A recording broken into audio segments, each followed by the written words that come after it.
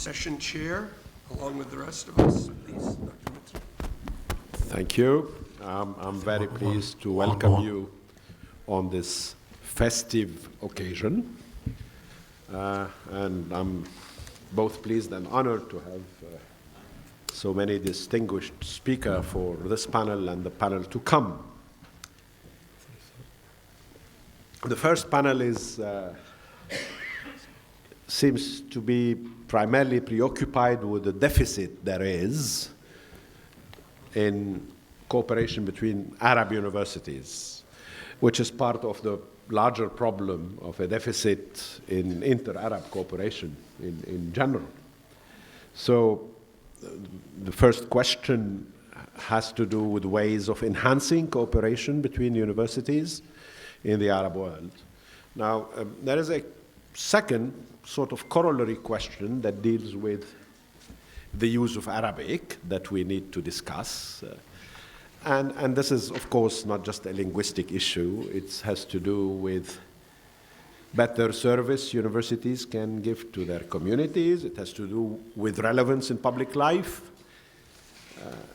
It has to do with visibility, audibility of universities and the impact of their work in the societies of our region.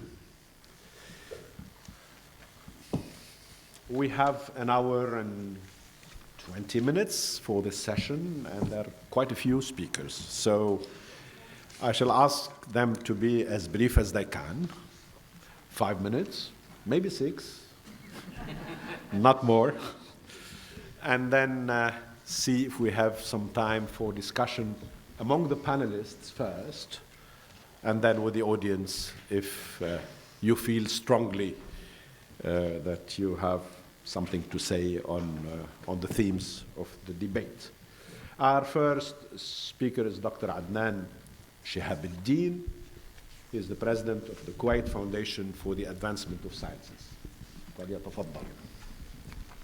Thank you very much, Mr. Chairman, and it's an honor for me to be speaking at this symposium and following the inspiring inaugural speech of the new president of AUB. But let me go directly to the point. And I speak from the perspective of the foundation, which is probably a unique foundation in the Arab world that is funded purely by the private sector, but it is somehow a government organization established by the government. In fact, it is chaired by the head of the state who appoints a board of directors. If you need to know more about it, you can learn from my paper and from the website. But the foundation has been basically mandated to support, not to do, but to support science and technology and innovation advancement in Kuwait and in the region, and to support primarily cooperation within Kuwait, between institutions within Kuwait, on the one hand, the scientific higher education research, and to the benefit of our funders, financiers, the private sector. And we have done so over 35 years, including higher education, including cooperation between institutions of higher education in Kuwait, in the Arab countries, and the United States and Europe. And we have established over the years a number of collaboration with international institutions, and they have done very well. But recently, we decided that we would try to focus them to be sure that it involves collaboration, not just doing research abroad, but doing collaboration with Kuwaiti institutions. And we found something very interesting, which is, I think, of relevance to this workshop.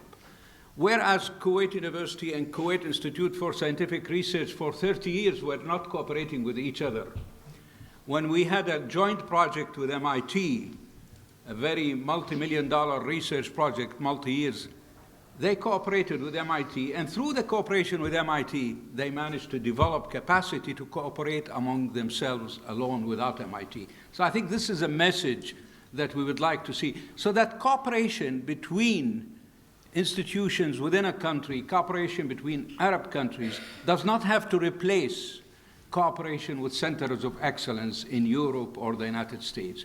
You can use the cooperation with centers of excellence in the United States, in Europe, to bring up capacity and also to develop cooperation within. So that's the first message I would like to tell you. The second message, I think we've heard a lot about cooperation between Arab universities. There have been almost every conference that has been held by the Association of Arab Universities, UNESCO, Alexo, have tackled this, many studies, but at the end there has been very little. And there are reasons why there has been very little. Of course, the main reason, and I have to keep looking at my watch, the main reason, of course, is there is no cooperation between the Arab countries themselves. We can't do much about that, so we'll have to put this aside and see what can we do in order to cooperate among ourselves. And to me, I think, if we go back to the Arab Human Development Report of 2002, the Arab strategy, they talk all about, we have to do this, we have to do that, we have to do this, but it did not amount to much. So really what we have to do is to look what areas lend themselves specifically to cooperation. That is, you cannot cooperate with Europe, with the United States, and starts from there. And I think the answer is the subject of the second session, which is cooperate and research and teaching that's in the Arabic language, especially the social sciences, College of Education. You cannot cooperate with Harvard or with, you have to cooperate among Arab universities. So that's number one, I think, is to focus on issue that has to do with the Arab uniqueness to the Arab countries. Second area of our cooperation, it seems to me, has to do with the infrastructure that the Arab universities find themselves deficient in, whether it is in setting standards, whether it is in ranking, whether in doing standard tests in order to test the graduate, whether the graduates of the Arab universities who are not in mathematics, not in engineering, because these we can subject our graduates to international standard, but in history, but in social sciences and what have you, and so on. So I think this is the second area that you really have to target yourself. And then looking to the future. I think looking at the future, it was mentioned by the President in his eloquent delivery yesterday about one of the main problems that's facing Arab countries and Arab universities, that we have a growing young population eager to study, and there is not enough institutions, high-quality institutions. And we have seen a flood of private commercial universities come to the market. And that's not really what those people are looking for. They want some standard. So how can we do that? Well, I don't have an answer, but one of the answers is that the non-profit institutions, and there are very few of them, like AUB, AUC, and now we see KAUST in Saudi Arabia and so on, but very few. They have to get together and look at online teaching, online universities to set the standard, not to commercialize it. I know that MIT and Harvard and others are doing the edX, and then you have Coursera. I think we have to do that. In KFS, we have established a Kuwait Virtual University, just the first stage. We will not offer degrees in the first stage. We'll just offer courses with the hope that this will be available to the masses of Arabs throughout the world. Perhaps I have 1 minute left? Yes. No, I'm looking at my watch because I have a plane to catch. But sincerely, you read in the Arab countries, we need to do a lot to encourage excellence. And I think this can be done in a variety of ways, but excellence can only be promoted through competitiveness. Therefore, we in KFS, we have set a number of prizes for the Arab scientists. For the Arab scientists, not for Kuwaiti scientists. We have set prizes in 5 fields for the last 30-so years. Social sciences, humanities, physical sciences, engineering sciences, and they are available to Arabs throughout the world. Most of them are within the Arab countries. So I think we need to do something similar, not just by Kuwait, by so many institutions. You have to offer prizes for excellence, competitiveness to the students. To the best researcher, you have to offer prizes for research collaboration. We at KFS stand ready to participate with Arab universities, non-profit Arab universities, public universities, to offer rewards, recognitions, encouragement to those who are willing to compete to set excellence. I have 10 pages more, but I will skip it and say thank you very much.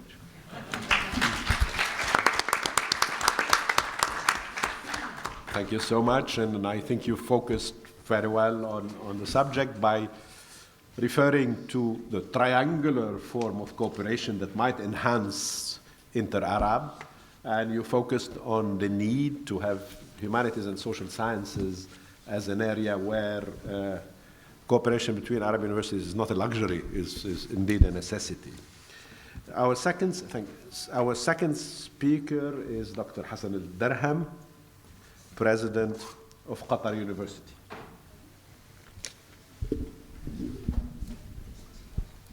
Thank you, Mr. Chairman.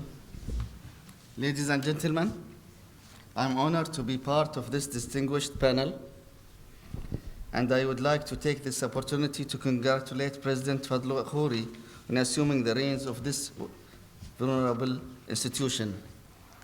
I am certain that the American University of Beirut, under his leadership, will continue to be a leader among the region's academic institutions. The panel poses questions that are as challenging as they are timely, and I'm happy to have the opportunity to address them briefly. With regard to the first question on the local and regional collaborations, I would like to make the following points. Currently, it is impossible for any institution of higher education to advance without both regional and international collaborations, whether in the fields of science and technology or in the social sciences and humanities. Although I do realize that the former has garnered more attention than the latter. The dual focus is especially important for national universities like Qatar University, which have a national and regional mission to advance the support socio-economic development. Qatar University made the strategic shift to strengthen its regional research portfolio and put research at the heart of its mission. The Qatari government's significant investment in research at the national level and the establishment of the Qatar National Research Fund encouraged and facilitated regional and international institutions with Qatari counterparts, and our university has benefited tremendously from these investments. At the same time, Qatar University's academic expansion, which has accelerated in the past decade, required the recruitment of faculty both regionally and internationally. The combination of those factors, the internationalized faculty and student body, but also the tremendous growth in scientific collaboration, has resulted in Qatar University being ranked or named #1 among 200 institutions in the International Outlook Indicator in the overall Times Higher Education World University Rankings list. Qatar is the only GCC country appearing in the top 10. It is also the first time in the Middle East institution has topped this list. Papers emerging from Qatar University co-authored with international researchers make up 1/3 of all international collaborated papers from Qatar as a whole. The university has undertaken more than 450 research projects with 319 collaborations or collaborators in the past years. The ever-increasing research efforts have resulted in 3,200 co-authored publications from 1,093 collaborating institutes.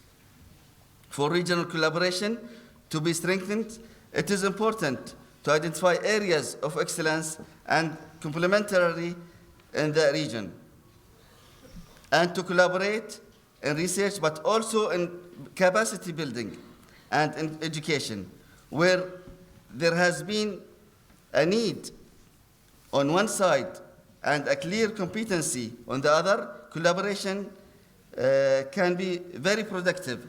Hence, I cite the long-standing collaboration between Qatar University and AUB in a number of research and capacity building areas, including education and research administration. In fact, as my Honorable colleague Dr. Adnan mentioned, there are several areas that need to be set as an infrastructure first for research collaboration. I would address, for example, among them, unifying or at least having a set of policies and procedures for research administration that will pave the road for research collaboration among researchers at the individual level and at the institutional level. Here I'm asking how many of us as universities in the Arab world attend or participate at international arenas such as the Society of Research Administrators or the Inaugural Events. At global level and at North American level, there are such meetings and annual conferences that would address such collaboration at policies and procedures. We, unfortunately, at the Arab world, we do not have such a vehicle for us in order to pave the road for us to collaborate and to, in fact, motivate universities to work in this direction. There are also several attempts at the Arab League, such as the Union of Research University, including Association for Research. However, these attempts have not, in fact, met what has been, in fact, looking for from different collaborators, because at the end of the day, there is a political, if there isn't a political will, as well as funding mechanism for establishing such collaboration, it will never fly. So I will stop at this point, and then maybe later on we can catch up on other points.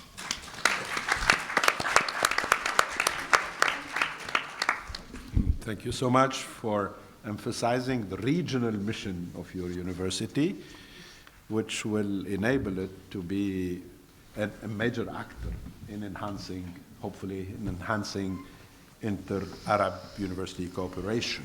Our third speaker is Dr. Qasim Al-Badri, who is the president of Al-Ahfad University for Women in the Sudan. Thank you, Chairman. And thank you for inviting me to this meeting and this occasion, happy occasion of the inauguration of the President of the AUB. I'm glad because I'm an alumnus of this university, and I'm happy to sit in West Hall. At that time, this hall was not like this. It was with ordinary seats and no lights and nothing like that. So there is some advancement in this campus, definitely. Well, the problem of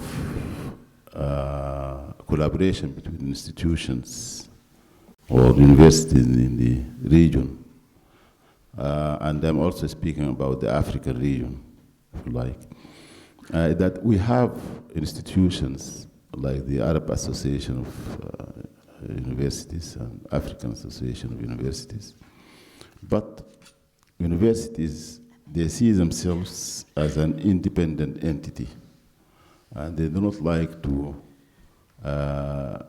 be put in such big organizations.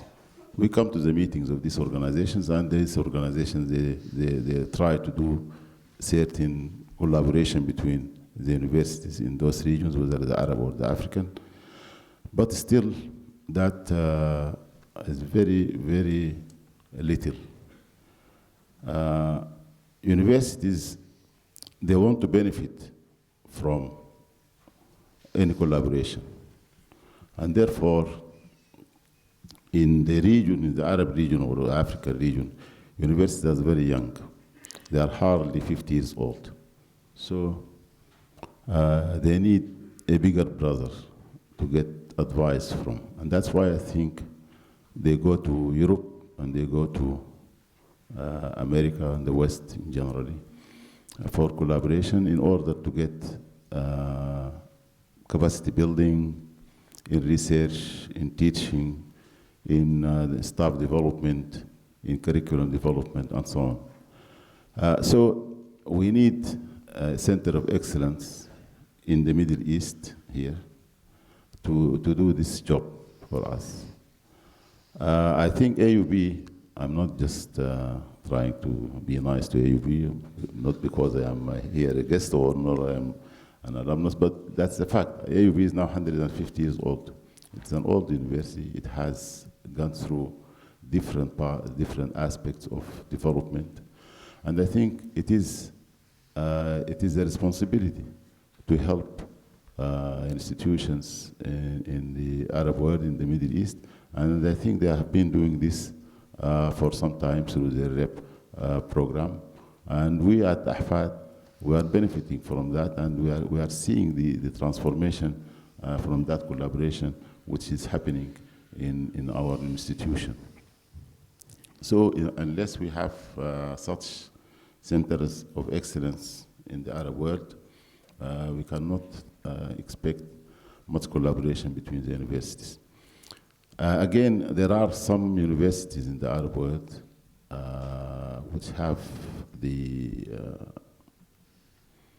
financial, or at least they do not have the financial constraint that many Arab universities in different Arab countries.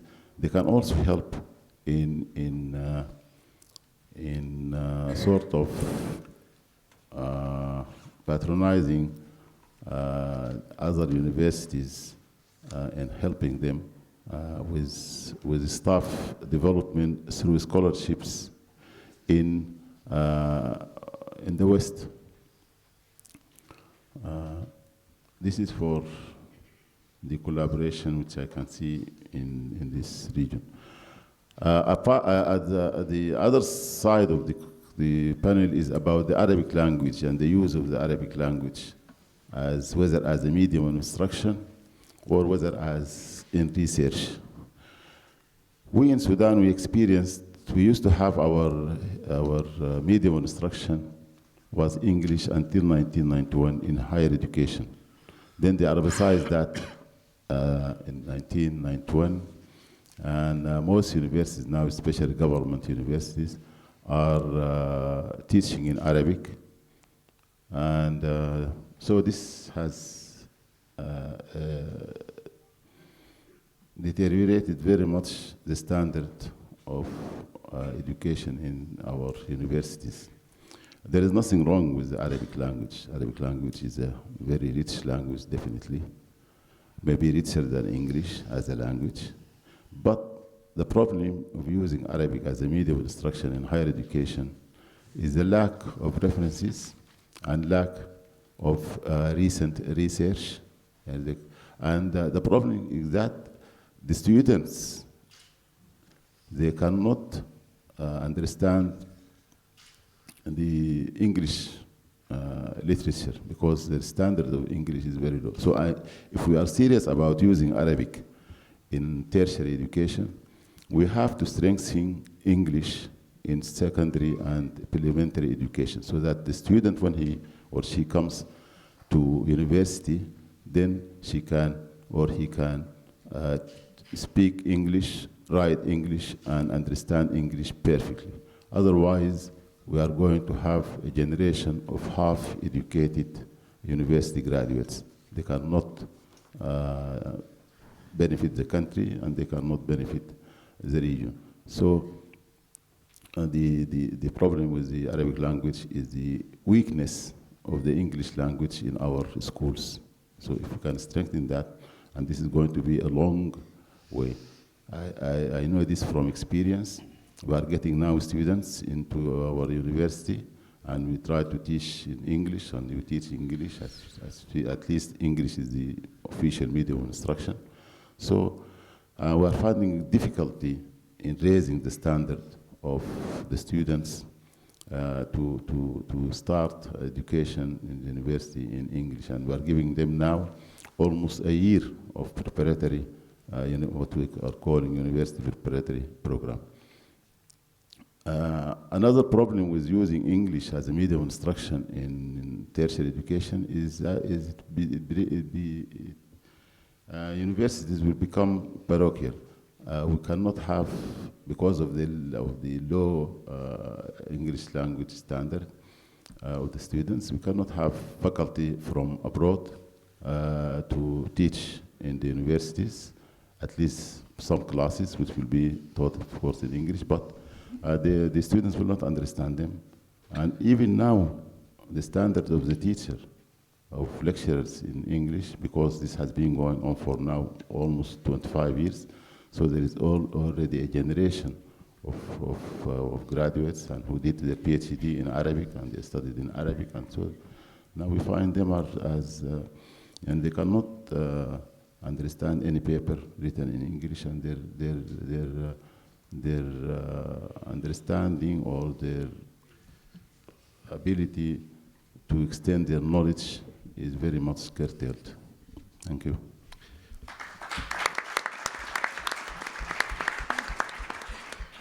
Thank you for underlining the importance of cooperation between young universities and the more experienced ones. You mentioned AUB.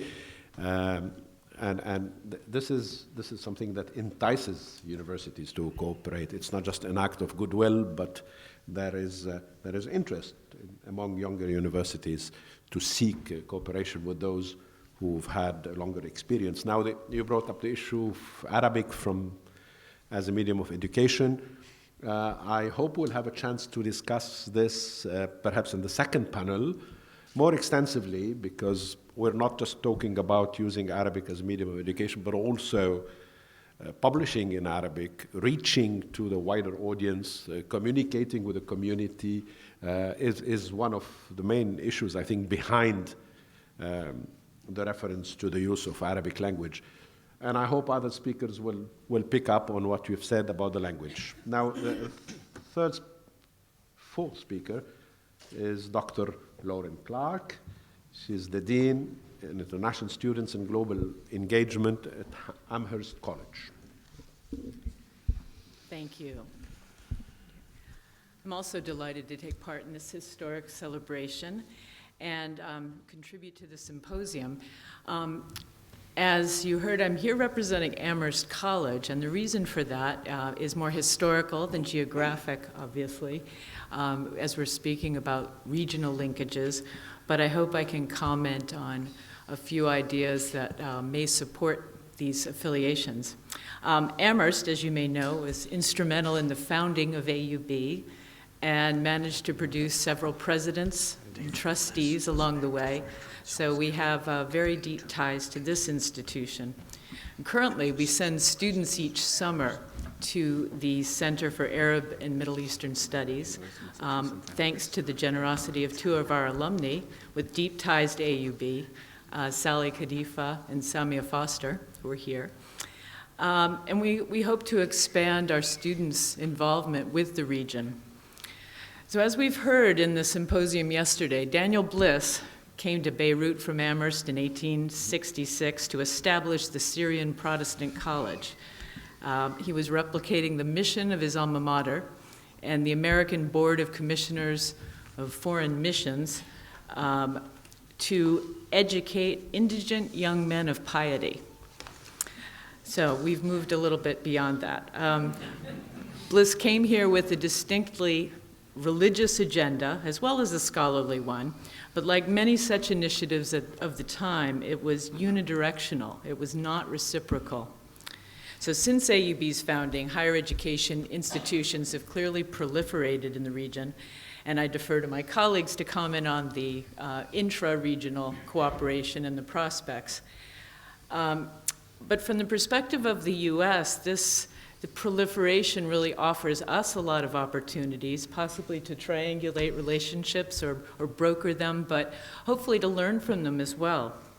I'd like to make two observations from the perspective of a US institution about the nature of these relationships. One of the recent trends among higher education in the US is what we have come to call comprehensive globalization, comprehensive internationalization. and each of us defines it a little bit differently. This includes greater internationalization of our curricula, greater mobility of our faculty and students, increasing the composition, the diversity of the composition of both, and also developing programmatic components that explore other cultures. As a result, we've seen an explosion of study abroad programs, research exchanges, memoranda of understanding between institutions in the US and abroad, and various combinations of institutions. But what we need to remember, I feel, is the educational motivation behind this effort. It's to instill in our students and our faculty cross-cultural knowledge and competency, to prepare them to live in a pluralistic world and respect differences. To do this, we need to build relationships that go beyond cosmetic agreements, as we so often see, and replications of our own institutions in the US. Clearly, US institutions are popular as a model of one type of institution, but often when we're partnering with an institution established elsewhere, we're losing out on the culture of that institution itself. We want to challenge our students and our faculty to step out of the comfort zones and broaden our exposure to different forms of knowledge production and cultural traditions. And AUB has been a valuable partner to us exactly for that reason. It embodies the best of the national and the regional cultures. The second point I would like to make is something we heard a lot of yesterday in the symposium. There's a huge tension between the value of liberal arts education and professional training in our curricula. And this is as true in the US as it is around the world, particularly in this time of escalating tuition costs and competition for jobs. I would argue, along with many of our colleagues, that the liberal arts education is more relevant now than ever. I know when our international students arrive at Amherst College, they and their parents haven't quite bought into the idea of liberal arts. It sounds good, it looks good on the website and the brochures, but many of them are determined to take the courses that will get them into the top business schools, engineering schools, medical schools, and they sort of blow off what their advisors tell them to take from their freshman year. But gradually, almost without exception, most of them get on board. They see the value of a diverse curriculum, how to stretch their minds, how much it enhances their chosen field. And they learn that it does teach them to think critically and interdisciplinarily. And those are the skills that are going to take them the farthest in their professional lives, whatever track they choose. Vocational training has a place, of course, but I'd argue that this needs to follow the core educational mission of liberal arts. There's a wonderful quote by Daniel Bliss that I discovered as I was looking over the archives of his work at Amherst. It expresses this thought beautifully. Paraphrasing him a bit, he said that our goal is not to teach men to be good doctors, lawyers, and ministers. Rather, it's to teach future doctors, lawyers, and ministers to be good men. So, and just to adapt this to the era of coeducation, of course, I would underscore the importance of educating the whole person. This means providing students with the means to be intellectually open and adventurous, whether in literature or physics, or in the US or in the Middle East. So thank you.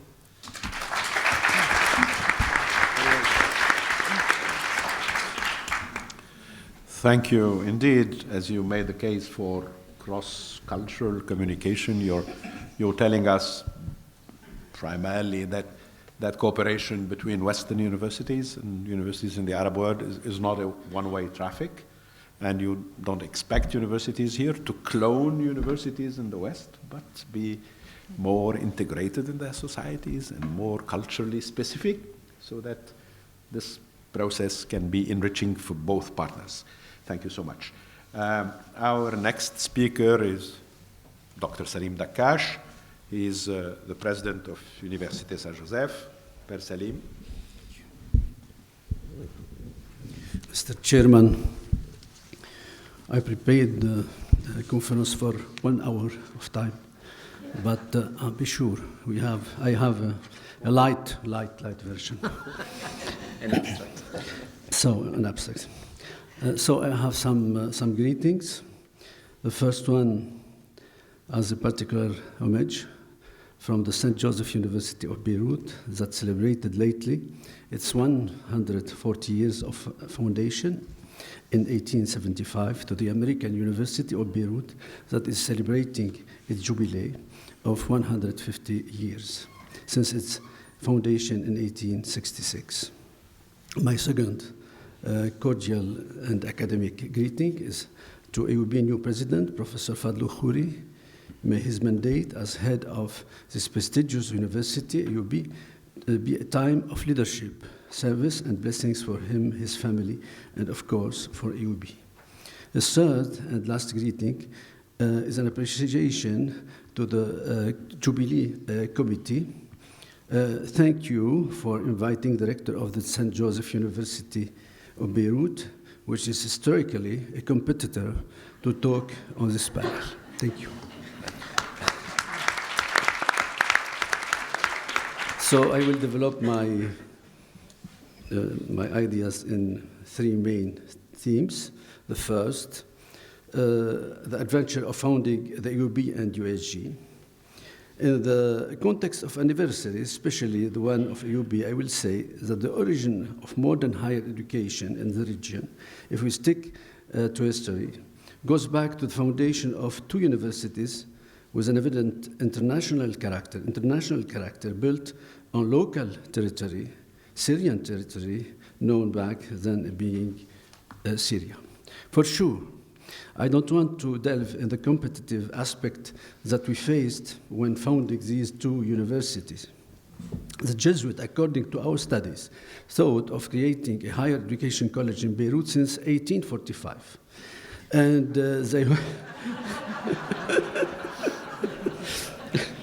And they were waiting for the right moment to establish it. The establishment of the Syrian Protest College came just in time to challenge the biblicists. And I quote, who were threatening the Catholic population with their falsehoods, end of quote, and encourage Jesuits to take action. Without excluding the concept of rivalry, one must say that it was a productive starting point for the foundation of the modern higher education in Beirut. And we can see this through three typical examples.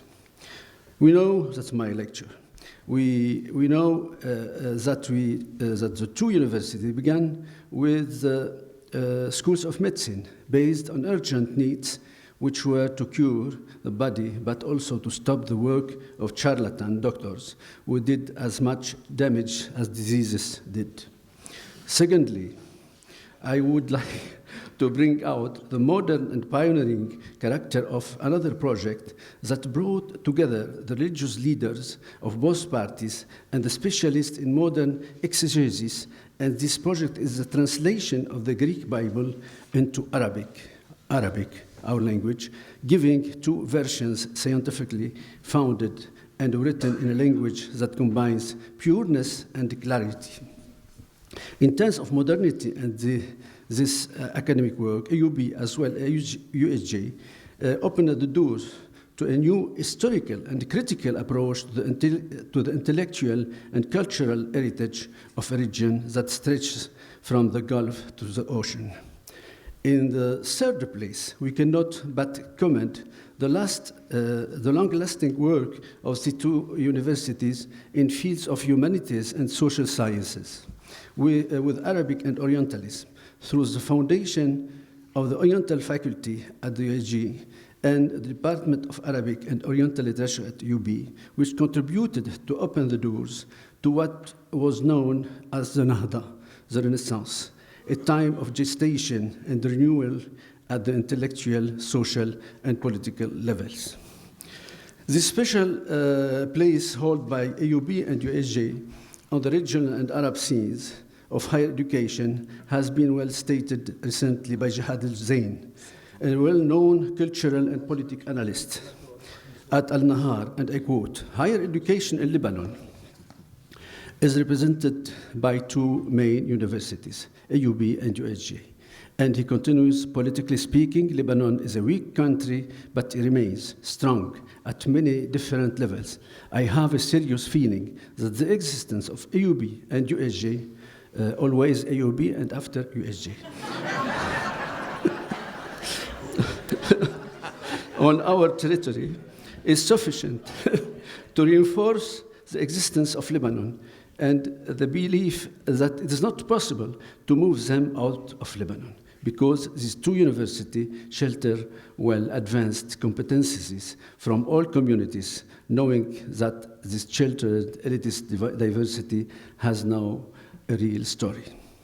What about cooperation? Let's look at the scarceness in cooperation at the local level. Few faculty exchange, very few student mobility here in Lebanon, and exchange between universities, yet some students' scientific association in medicine or other field function quite well. Some limited common scientific research in European projects like Erasmus. Some common program development of which are once function well and generate good results, while others generate conflicts and discomfort instead of developing a spirit of cooperation. I have some examples, but in fact, actually, Lebanese universities live a time of suspicion. The historic universities look at newly established one with a critical eye as being merely commercial enterprises, and these new universities try by all means to take a share from the market and claim their right to meet the young generation's needs to get a diploma. At the regional level, if I take the Federation of Arab Universities, of which I am the executive committee president for the current year, I can see that there are some approaches for joint projects. The Federation succeeded at some point to create a network of scientific association by discipline, and it is functioning in a very regular way. But this is based on the leaders' goodwill, on those who take care of these associations. Considering the cooperation that exists between our university and the international ones, first observation, cooperation indeed bilateral between the Arab world and the West, be it American or European, few South-South relationships, if we include the MENA region and the Southeast Asian world, Chinese, Brazilian, and Turkish. Second observation regarding the relationships with the West, we see a mixture of historic relations with common languages spoken, implementation of the same academic systems, and snobbery. All these are mixed up and establish relations based on common interests. This third observation, if I go back to the case of our university, it is obvious that we have almost been exclusively looking at relationships with French and Canadian universities that adopted the process of Bologna and the ECTS, European Credit Transfer and Accumulation System. And we did in 2003. If I go back to the case of our Francophone university in front of a Lebanese and Oriental audience, it is notorious to include conventions and sponsorships signed with Western institutions in order to show that the degrees offered refer to credible and well-established programs. What about languages, Chairman? In 1 minute. In 1 minute, okay. Shake hands. Firstly, it is becoming urgent, as the case in many countries, that everything in their mother tongue, that the students masters another language or two, preferably a European one, in order to have access to global knowledge, worldwide economy, and to a strong intercultural and interreligious global space. Every student should master 1 or 2 languages during his studies, not only students graduating from the Faculty of Languages or Foreign Literatures. This will allow him or her to learn using another language than Arabic, the one he or she masters already, and publish his researches in an international language. As for the Arabic language, through the Institute of Oriental Letters, founded in 1936 in our university, and which was previously known as the Oriental Faculty, founded in 1902, the USG welcomed for almost a century hundreds of students from the Arab world. Today, the emergence of an Arab system university and the decline of Orientalism in the Muslim and Arab studies have severely limited our action in this area. When burying Orientalism, Edward Said has probably promoted, without knowing it, a religious postmodernism that only develops hate of anything that could come close to critique of religious, political, and ideological thinking in its various expressions. That's my idea. So nowadays, we have to question our mission and renovate our approach to pave the way for a new intellectual Nahda. In an effort to always be at the service of the Arab world, we found the experience related to our 7 years ago Faculty of Law in Dubai to be limited, because it only contributes to educating local youth in legal studies using the Arabic language. We are working now on diversifying our programs, such as introducing masters in translation and legal studies using either Arabic or English as language of instruction. And we believe that this experience will be successful. The better part of my speech is the conclusion. So I have to... Another minute. Another minute. 30 seconds for the conclusion. Good negotiator. Learned that already. If I still have something to say about the future of higher education, especially for the historical universities, I will limit myself to the following. The university should be aware of its role in building the society, keeping at least within its walls and against all odds the principles of social and religious pluralism, the freedom of speech and freedom of action.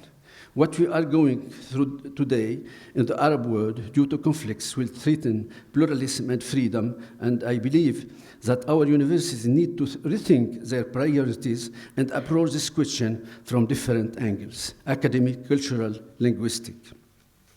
Our ECTS system adopted by USJ have many positive aspects like the credits transfer and mobility, but we need to always be aware of drawbacks and work on developing students' ability for reflection and discernment, as well as social, intellectual, spiritual, and ethical values, not only the practical, technological skills.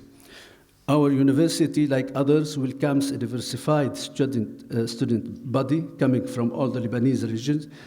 Every year, 117 to 1,800 students from all sides and all political groups join us, in addition to more than 1,500 students that integrate the master's or doctorate programs. In this perspective, educating students, the intellectual elite of the future, to rejecting any type of fanaticism, exclusion, and other anathema, and to choosing the citizenship as a way for dialogue and respect of others' differences and the good judgment. In the context of deterioration of academic requirements for more than a reason, we have the mission of maintaining our programs aligned with the standards of quality, whether these are American or European. In front of these challenges, today more than any other time, we are called to create efficient, realistic, and strong structures for cooperation and exchange in academic and research matters that will last our time.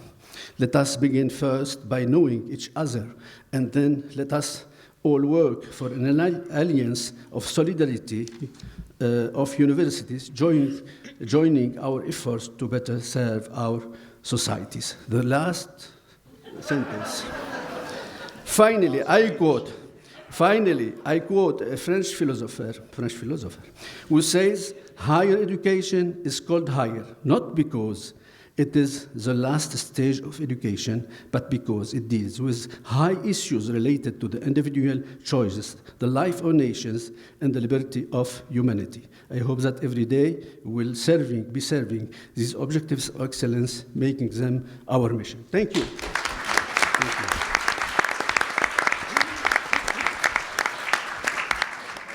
Say something 30 seconds. Sure. Literally, time me.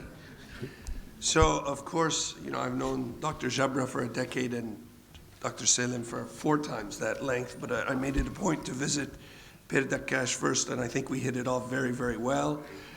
And as a result of that, he sent a Lebanese television station came to ask me that was the reason that the board appointed me as the first Lebanese American president, because Saint Joseph had done that first. And I said, I hope not. I hope it's simply that the Saint Joseph board recognized that they could pick the right man for the job and were successful. They were successful. Yes, I know. I know. And then our board thought they might do likewise.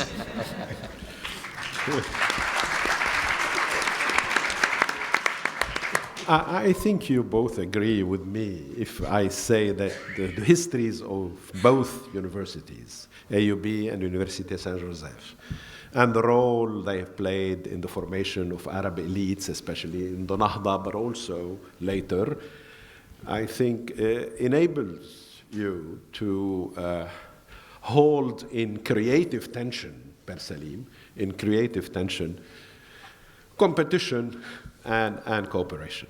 That should be possible, I believe. Thank you.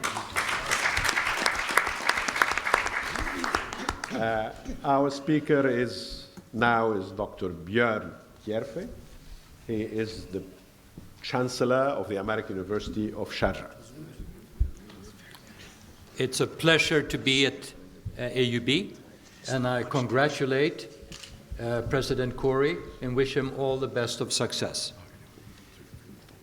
I will take just a minute of my time to say some things about the American University of Sharjah, which by comparison to AUB is a very young university, founded only 19 years ago in 1997 by His Highness Sheikh Dr. Sultan bin Mohammed Al-Qasimi, who is a member of the Supreme Council in UAE. He is a ruler of the Emirate of Sharjah. He is a president of the university and is a chairman of my board. I'm proud to be the 4th chancellor serving AUS. AUS, like AUB, is an American-style education university, private, not-for-profit, co-educational, all teaching in English, 6,000 students, of which 5,500 are undergraduates, evenly divided, 50% men, 50% women, 375 full-time faculty, 26 academic majors, 14 MS programs, 2 PhD programs in progress, strong emphasis on liberal arts education, 4 colleges, including 3 professional schools, and with 47% of all our students being engineering majors. AUS is accredited by the Middle States Commission on Higher Education. Engineering is accredited by ABET, architecture by NAAB, and it's the only NAAB accredited architecture program outside of the United States, and the business administration program by AACBS. So that's for background. AUS is arguably the best university in the UAE, with a 15-to-1 student-faculty ratio, with Rice University as the aspirant institution, and AUB and AUC as the main regional peer institutions that I use for all benchmarking. All of our entering students have graduated in the top % of their high school classes, have a minimum of 550 on the written, the paper version of TOEFL, although the average score is 587. And AUS graduates, and I'm very happy to note, are heavily recruited and considered the best in the country. So that looks very good. As expected at all universities where research and scholarship are requirements for promotion and success, all faculty at AUS must publish results in peer-reviewed journals, author books, and then be cited to show impact. And they do so with aplomb, I think. Very well. Nevertheless, serious engagement in research and scholarship is not easy, as a faculty typically teach 3 courses each semester, and external research funding is extremely limited. There are at least 107 universities in the UAE, of which 80% or more are very teaching-centric for-profit institutions. For-profit, I'm saying here, different than AUB, and AUS, and AUC. Most or all of these for-profit institutions, they have accreditation through the UAE Ministry of Higher Education and Scientific Research, and some of them also have international accreditation in the United States. Well, the remarkable success, in my opinion, in sciences and engineering in the United States after the Second World War can arguably be attributed to the generous, competitive, merit-based government research funding through the National Science Foundation and later through the National Institute of Health and many other government agencies.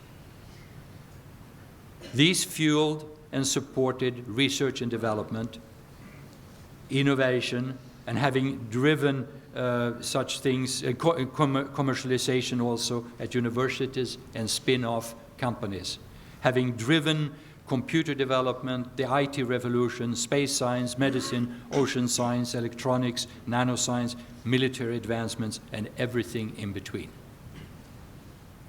Of course, availability of high-quality tertiary education is another necessary ingredient in all of this mix.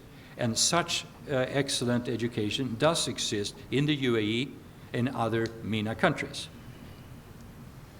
However, today many national leaders, they speak of innovation and the necessity of bringing ideas to market.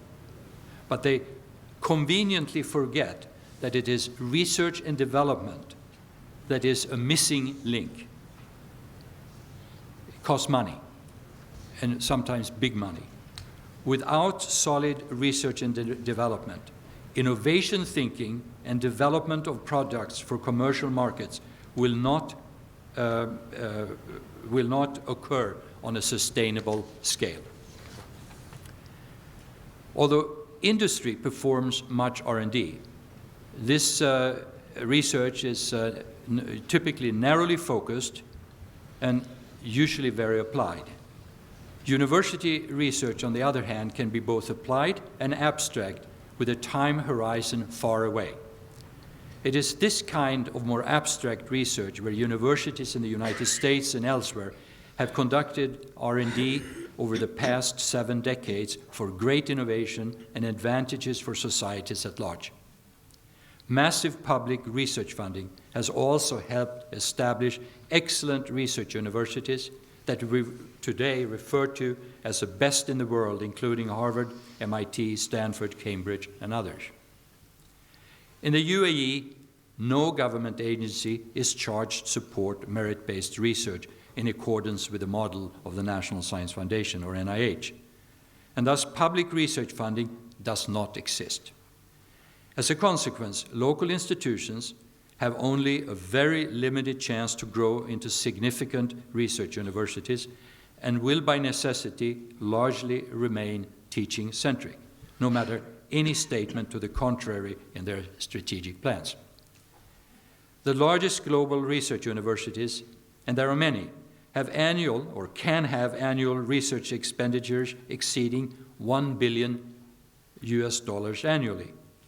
Whereas regional universities in the MENA region, such as AUB, AUC, AUS, and others, typically have research expenditures on the order of anywhere from $1 to $10 million per year.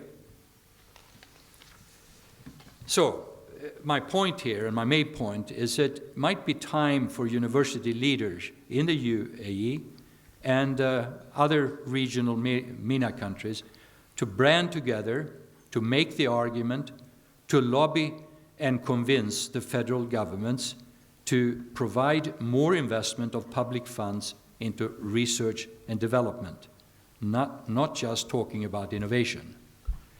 I believe this is a necessary ingredient, that is massive funding of R&D, to create not just good MENA universities, but to establish leading MENA research universities rated in the top 100 universities globally. This will in turn have a long-term beneficial impact on local economies and labor markets. Thank you.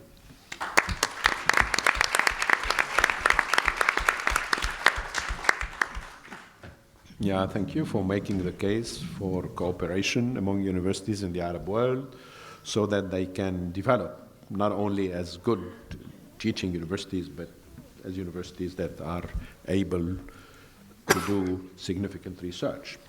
And thank you for informing most of us about the good work that your university is doing. Now, the last speaker is Dr. Francisco Marmolejo, who is the Tertiary Education Coordinator and Lead Tertiary Education Specialist from the World Bank. Thank you very much, and thanks for the kind invitation of the American University of Beirut to be part of this historic celebration and also to witness yesterday's inauguration of President Curry. I should say that I truly felt inspired by his remarks, and he was able to contaminate me and many more about the hope about a better future for this university and for this community.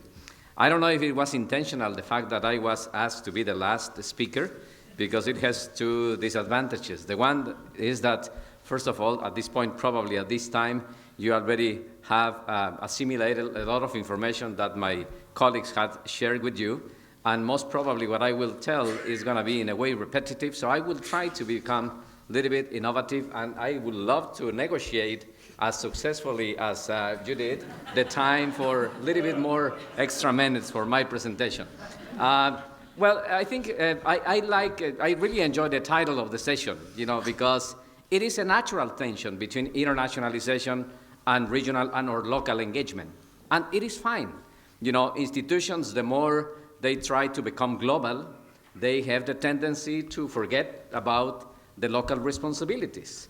And many times even faculty members realize that for them might be more attractive to collaborate with peers in other parts of the world, but with peers in the local community or even within the same institution.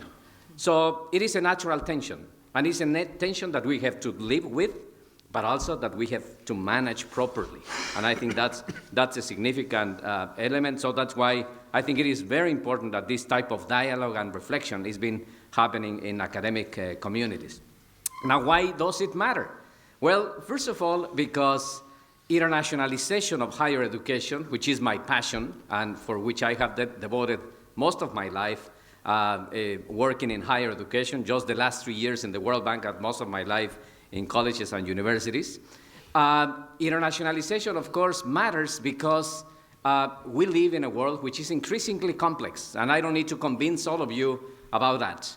When we see the demographics of the world, President Curry mentioned yesterday about the fact that in this region of the world, half of the population is demanding a better life, for which education becomes the most significant means. But we go also to other parts of the world. In Africa, you see also the fact that it is going to be the continent of the future. And at the same time, you find other parts of the world in which the population is becoming older and it is diminishing. So the demographics of the world will influence significantly the way that higher education is shaped in the future.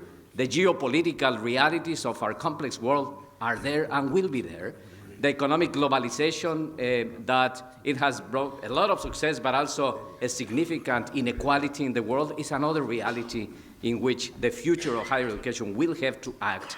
The cultural anxiety associated with the standardization of the world in which we live, and finally, the dramatic technological shift in which we live, and as we speak, it is happening. Of course, all of those factors will influence dramatically the need to have to rethink higher education, for which internationalization becomes a significant element.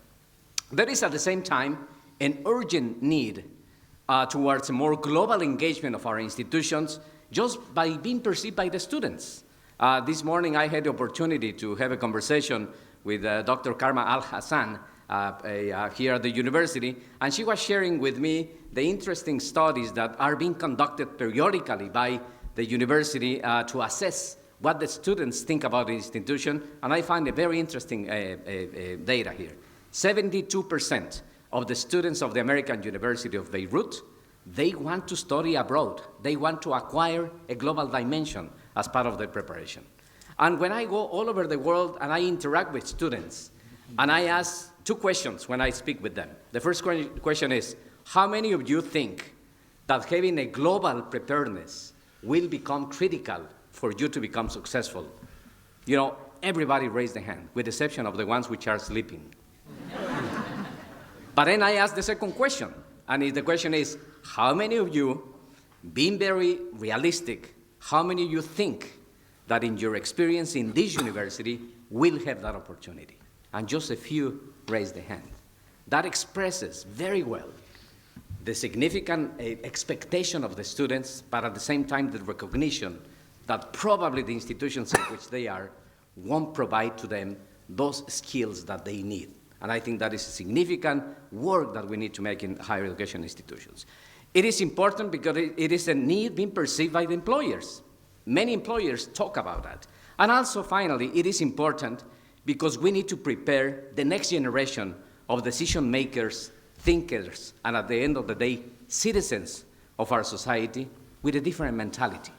We need to prepare them in order to recognize that probably we have failed up to now in the way that we are preparing our next generations. We need to prepare them, as President Curry mentioned yesterday during his speech, as individuals that have the capacity to think about themselves, but at the same time as part of a larger local, regional, and global community. Individuals that are able to work in teams, that are able to speak different languages, like myself, who speaks in Spanish and Spanglish. Individuals that are able to see the world, the global scape, but at the same time, that never lose the capacity to see the local realities and to recognize that they are citizens of the world, but at the same time, they should be responsible citizens of the community that they come from. Individuals that are able to, thank you very much. Individuals that are able to communicate properly, that are savvy technologically, and that are prepared to change, and more important, and I promise to finish, I have another 5 pages to work on this, individuals that have the curiosity to continue learning for the rest of their life. Individuals that are able to recognize that they will live in a complex world that we are going to be living to them. And if they are not prepared to continue learning, to be curious about what happens, they will be not precisely the type of citizens that we need for a world that I hope that is going to be better. So how to do that? I think we need to go from the traditional approach of cooperation to the approach of collaboration. Cooperation means operating at the same time, doing the same, but together. Collaboration means doing something new together. And that's what we need to do in higher education in the world. We need to collaborate more and better. And of course, there is a lot of room for improvement. The most recent survey of the International Association of Universities that shows the global landscape of collaboration in higher education sadly shows that there are 2 regions of the world where there is the lower eagerness to collaborate in higher education. Those are my own region, Latin America, and the MENA region. And those 2 regions, sadly, tend to collaborate just not too much, but also, consequently, the rest of the world don't see them as good partners for collaboration. So we need to collaborate with the rest of the world, but more importantly, also with our peers in our own in another community. So that's when I'm very encouraged during these days to see that the different Lebanese universities are getting together to celebrate the new leadership of this institution, but also to celebrate the opportunity to continue collaborating. Where to collaborate? I almost finished. Well, first of all, between peers.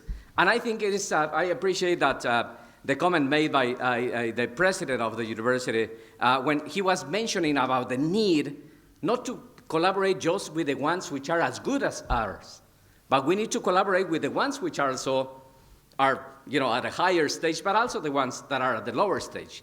There is no better or worse at the end of the day. It is just different. And that's what we need to learn, to collaborate with the different institutions in order to build something else. Of course, the traditional usual suspects for collaboration are student exchanges, research collaboration, et cetera, and as properly mentioned, Laura Clark, of course, that is not enough. Just think about this. Even in the best scenario, if we focus our work just on student exchanges, probably our student exchanges will go from 2% to 3%. At the end of the day, 97% of our students probably won't be able to go abroad. We need to add the global dimension into the curriculum of the day-to-day courses in our institutions. And in order to do that, we need to start with the faculty members, because they are the ones who at the end of the day are going to be able to transmit that. So the emphasis on the signing of MOUs, to me, in a way, is kind of useless. I used to joke by saying that the degree of internationalization of a university is inversely proportional to the number of MOUs that it has signed. So don't tell me how many agreements are signed, because that won't work. So we need to work more towards comprehensive internationalization, which is internationalizing our institutions, embedding the global dimension in our day-to-day activities in our institutions, that for the benefit of all the students. And I will finish by expressing to all of us a word of caution. I refer to this as the M syndrome, which is the syndrome of missing the point. Why do we want to internationalize our institutions? Is that a goal? No. Internationalization should be seen as a means towards a more relevant higher education activity of our institutions for the welfare of our institutions, for the welfare of the communities that we serve, and at the end of the day, for the welfare of the world in which we live. So I believe that the momentum has been created, and that even in a very difficult time as we live today, I always am reminded about that expression of a poet who said that, if the night is dark and is darker, is because a sunshine is going to be arriving relatively soon. And Paul Valéry said many years ago that what concerns us about today's world is that the future is no longer what it used to be. This is the complexity of the world in which we live, but if there is any hope, that hope should exist in the higher education institutions, and that hope should exist in the preparation of better citizens and better people for the future life. Thank you very much.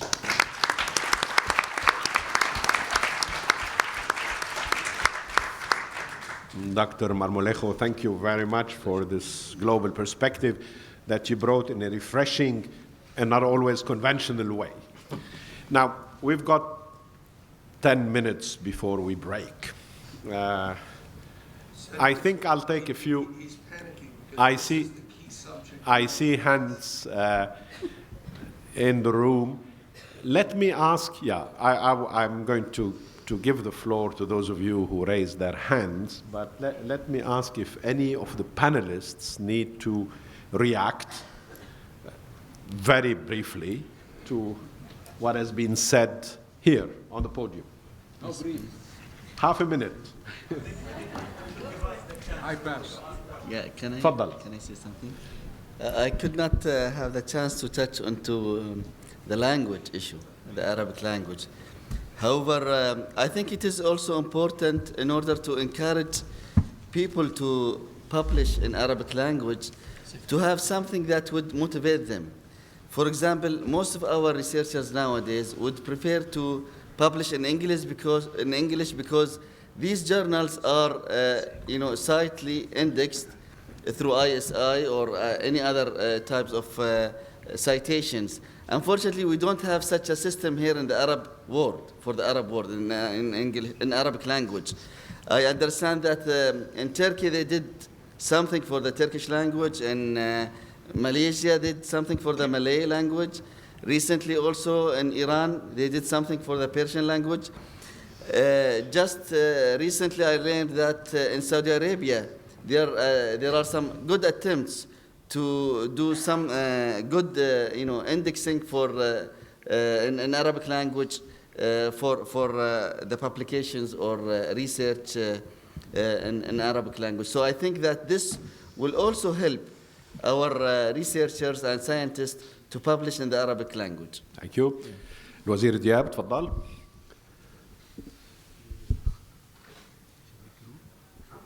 في ميكرو بلدر. Thank you so much. Thank you so much for the presentations, very informative.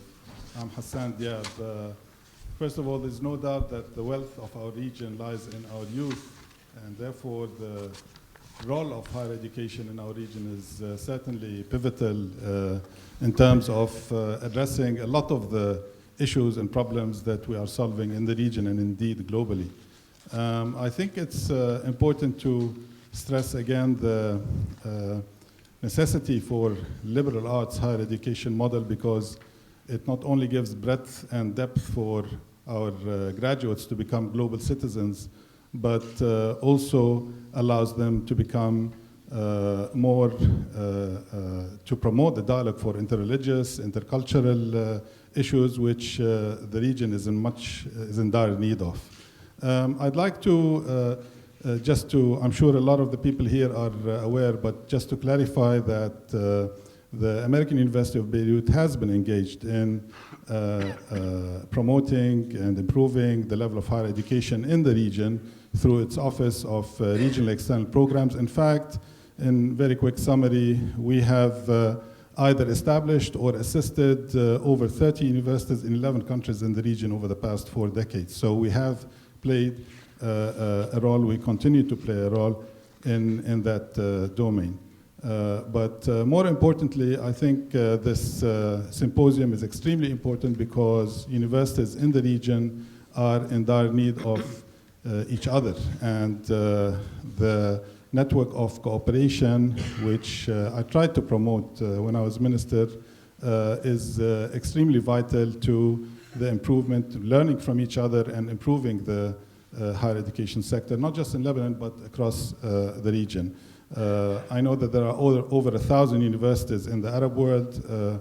My information is only 5% of those provide 21st century skills for their graduates. And probably that's one of the factors why there's such high degree of unemployment of graduates from universities in the region, especially in North Africa as well. So I thank you for this, for the presentations that you made, very useful presentations, and I hope AUB and USG will be leading in promoting the network of cooperation across the region. Thank you. Thank you. Professor Hanafi.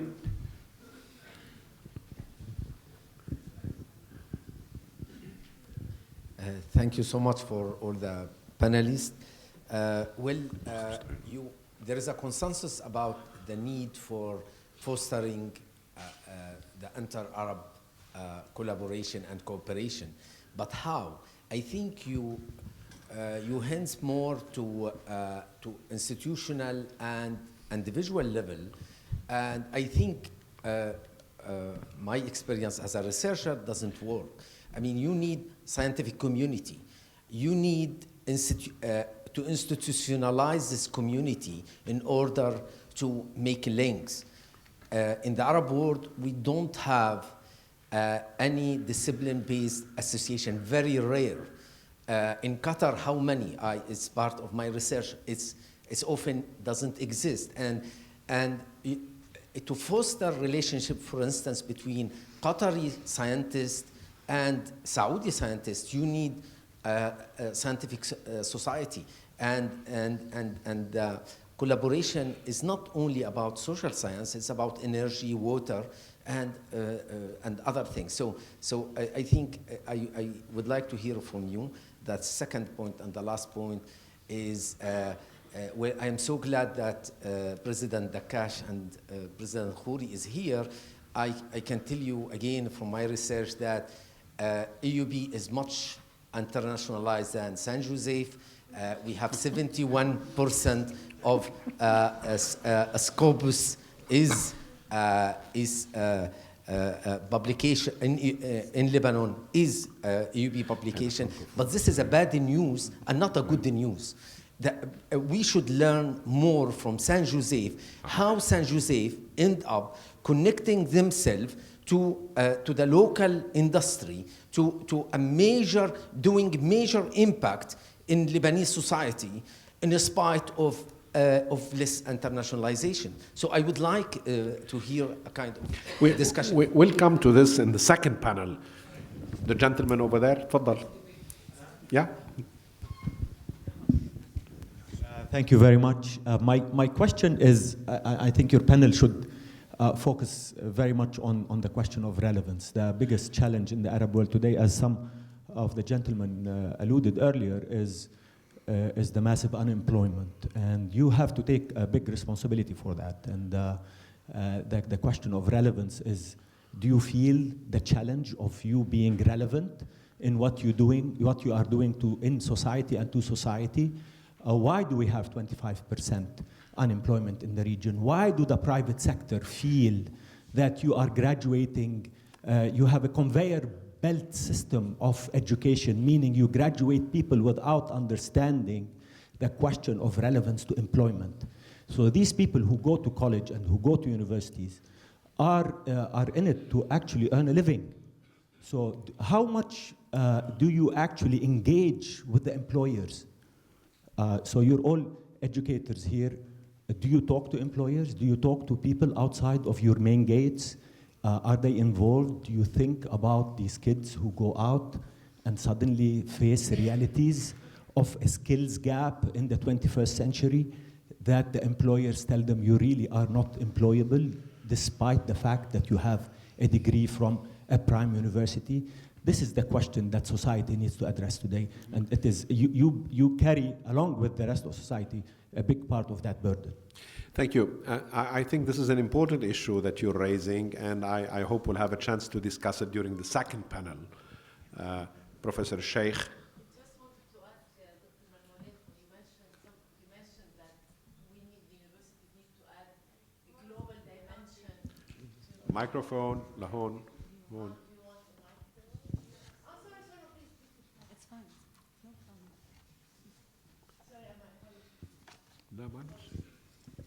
None of us have eyes in our... Sorry.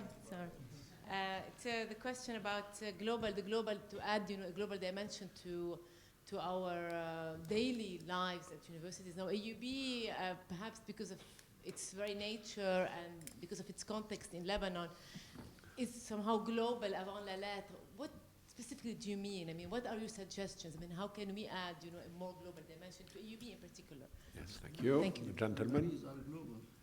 For gentleman, then Dr. Al-Hassan.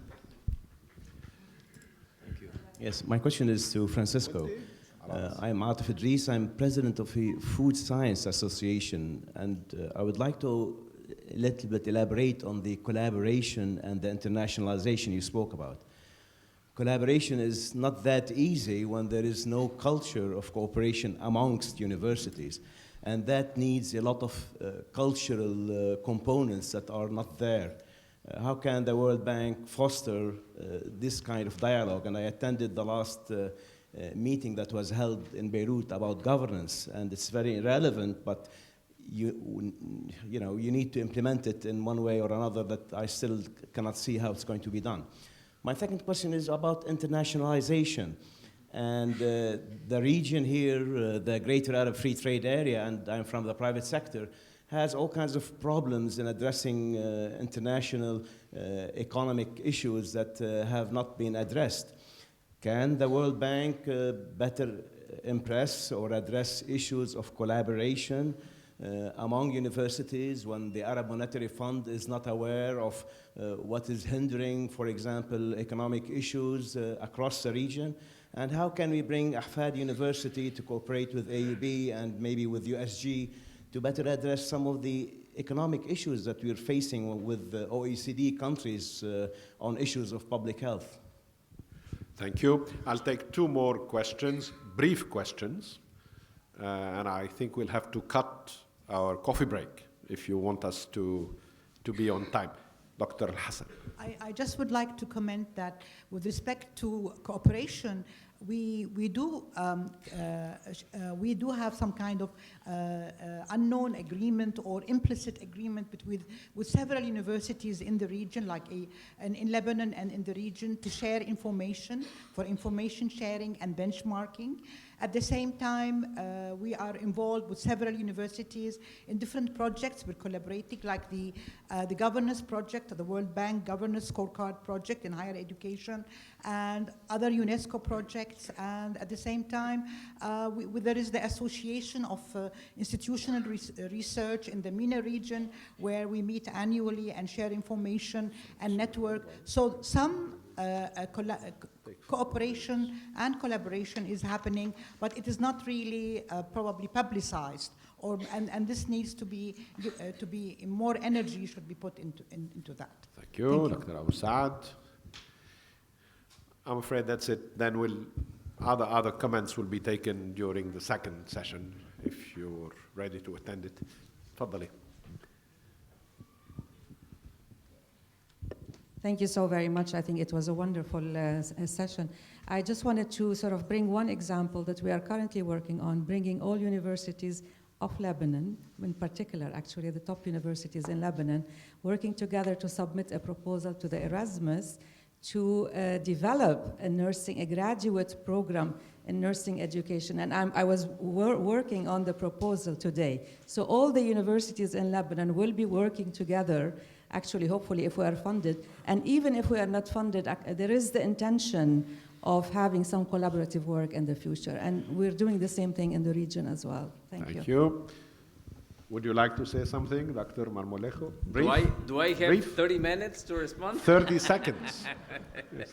No, of course, there is not too much time to elaborate. I hope this is an opportunity for an invitation to come back with more time to the university and then to talk about the many things that in the World Bank we are trying to do on trying to sort of change a little bit the tone and the tradition about the role of organizations such as the World Bank in the world of higher education, which is, as you know very well, not exempt from controversy. But there are two very concrete examples of the way that I see this. One is the one that it was indicated here. The University Governance Scorecard, it is a project, it's a partnership between the World Bank, the Center for Mediterranean Integration, the International Association of Universities, the Association of Arab Universities, the British Council, and ISESCO. I may forget any of those, but it is a partnership between organizations with different agendas, but also with common goals in a way, but more important, with the participation of more than 100 universities in the Middle East and Northern Africa region. 7 countries. Now we are hoping to add an 8th country, Jordan, and also we have on a pilot basis the participation of Afghanistan as part of this network. And those are completely different institutions, very diverse institutions, some of them so prestigious such as the American University of Beirut, and others which are probably not as well known as AUB, but also that are struggling with relatively similar challenge, no matter what context they are. And this is a project that is aimed at not ranking institutions. I can, talk to you for hours about why I'm very skeptical about the madness of rankings. And it is much more about benchmarking, providing an opportunity for institutions in a non-disruptive way to contrast and to compare with the best, with the worst, and where they are located without the need of this sort of predatory process of the rankings that, again, we can talk a lot about. So that's one thing. The second thing, it is, of course, the project that we have in Africa, the Africa Centers of Excellence, in which basically we were able to work with governments in making sure that there is the need to address problems from a regional perspective, and rather than getting into a thousand of mediocre projects, trying to have one institution in a competitive selective process being selected for one particular subject, and all of them working together towards that particular center of excellence on a variety of subjects, with the condition that the case of the students being prepared in those programs should be from the region, for the region, and to stay in the region, which is, as you know, that is a significant challenge that we have in today's world. Again, unfortunately, there is not too much time to talk about and to elaborate and argue about those kind of things, but again, I hope there is a future opportunity. Always is great to be back in Beirut. Thank you.